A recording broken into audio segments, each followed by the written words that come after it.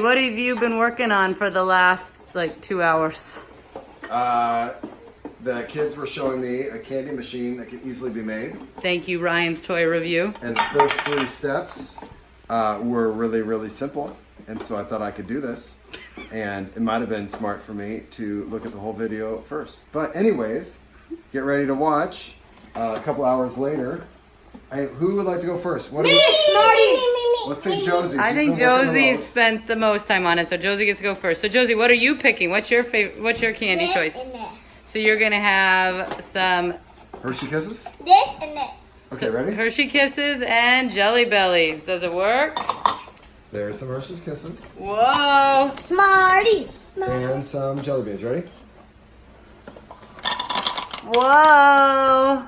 Okay. What did you get? Woo! You ready? What do you want? You want Starburst? I want Starburst and this. Wow. I want some Star Wars too. That's a lot of Starburst. Yes. Wow. I'm gonna have some Star Wars. Okay. Wow. And Give me then some Gabe- Smarties. Yay, I got mine. Say I please. also takes a little Starburst.